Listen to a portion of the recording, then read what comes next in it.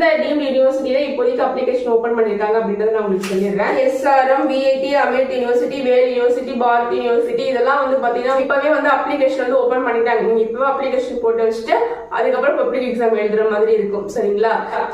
ஏன் வந்து இந்த காலேஜஸ்ல இப்பவே வந்து அப்ளிகேஷன் வந்து ஓபன் பண்ணிட்டாங்க அப்படின்றது உங்களுக்கு கொஞ்ச நாள் கழிச்சு புரிய வரும். சரிங்களா? பாத்தீங்கன்னா ஒரு சில டீம்டு யூனிவர்சிட்டியில அப்ளிகேஷனே க்ளோஸ் ஆயிடுச்சு, சீட்டு ஃபுல் ஆயிடுச்சு அப்படின்ற மாதிரி சொல்லிட்டாங்க. லாஸ்ட் இயர் நடந்த ஒரு விஷயம் தான் இது. சரிங்களா?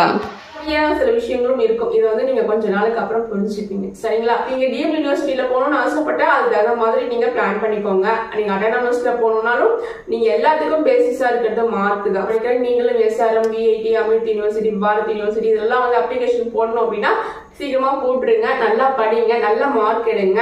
நீங்க கவுன்சிலிங் போகணும் அப்படின்னாலும் நான் உங்களுக்கு ஹெல்ப் பண்றேன். மேனேஜ்மெண்ட்ல போகணும் அப்படின்னா நீங்க டீம்டு யூனிவர்சிட்டியில கூட போய்க்கோங்க. ஆனா டொனேஷன் கொடுத்து போகக்கூடிய காலேஜஸ்ல போகாதீங்க. சரிங்களா?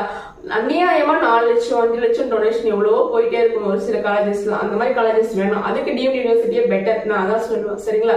நல்லா படிங்க. அதுக்காக இந்த விஷயத்த சொல்றேன். ஓகேவா? Okay bye. மீண்டும் அடுத்த ஒரு வீடியோட நான் உங்களை சந்திக்கிறேன். சேனல் ஃபர்ஸ்ட் டைம் பார்க்குறவங்க சப்ஸ்கிரைப் பண்ணிக்கோங்க. ஃப்ரெண்ட்ஸுக்கும் ஷேர் பண்ணுங்க. வீடியோவை லைக் பண்ணி வச்சுக்கோங்க. அதன் மூலமா யூடியூப் ரெக்கமெண்டேஷன் மூலமா நான் போடக்கூடிய வீடியோஸ் எல்லாமே உங்களுக்கு அடுத்தடுத்து வந்து சேரும். ஓகேவா?